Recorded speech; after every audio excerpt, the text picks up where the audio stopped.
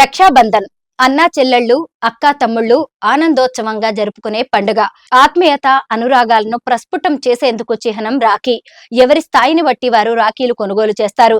రకరకాల రాఖీలు కొనడానికి ఆడపిల్లలు ఆసక్తి చూపిస్తారు. అలాంటి రాఖీలు తెలంగాణలోని పెద్దపల్లిలో తయారు చేసి విక్రయిస్తున్నారు. ఇక్కడ తయారయ్యే రాఖీలకు మంచి గిరాకీ ఉంది. తక్కువ ధరలో అనేక రకాల రాఖీలు ఇక్కడ తయారవుతున్నాయి. అందుకే ఇక్కడ నుంచి వివిధ దేశాలకు కూడా రాఖీలు ఎగుమతి అవుతున్నాయి.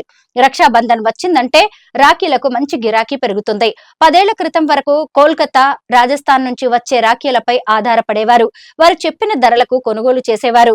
ప్రస్తుతం ఆ పరిస్థితి లేదు. అతి తక్కువ ధరకే పెద్దపల్లిలో తయారవుతున్న అనేక రకాల రాఖీలు రాష్ట్రంలో అందుబాటులోకి వచ్చాయి. తెలుగు రాష్ట్రాల్లో రాఖీలు తయారు చేసే ఏకైక కేంద్రం పెద్దపల్లి.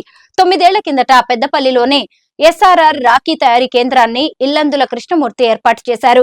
అనేక డిజైన్లలో తయారు చేసి విక్రయిస్తున్నారు. ఈ 2 రాష్ట్రాల్లో రాఖీలు ఇక్కడ మాత్రమే తయారు చేస్తున్నారు. ఇక్కడ నుంచి 2 రాష్ట్రాలకు సరఫరా చేస్తున్నారు. అలాగే ఛత్తీస్గఢ్, మహారాష్ట్ర, మధ్యప్రదేశ్, కర్ణాటక, ఒడిశా, హర్యానా, రాజస్థాన్, గుజరాత్, పశ్చిమ బెంగాల్ రాష్ట్రాలతో పాటు అమెరికా, లండన్, ఆస్ట్రేలియా, కెనడా దేశాలకు సరఫరా అవుతున్నాయి.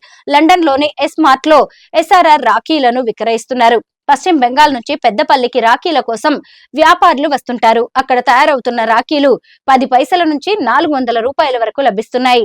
సుమారు 43,000 రకాల రాఖీలను తయారు చేసి విక్రయిస్తున్నారు. బార్ కోడింగ్ పద్ధతిలో బిల్లింగ్ చేస్తున్నారు. హైదరాబాద్ లోని దుకాణాల్లో విక్రయించేందుకు ఈ ఏడాది పెద్ద ఎత్తున అక్కడి వ్యాపారులు పెద్దపల్లి రాఖీలను కొనుగోలు చేశారు. గతంలో 10 రూపాయలకు దొరికే రాఖీలు ప్రస్తుతం 2 రూపాయలకే దొరుకుతున్నాయి. పెద్దపల్లి కేంద్రంగా తయారవుతున్న రాఖీల వల్ల సుమారు 2,000 మందికి ఉపాధి కలుగుతుంది. ఒక్కో మహిళ రోజుకు 300 రూపాయల నుంచి 750 రూపాయల వరకు సంపాదిస్తున్నారు.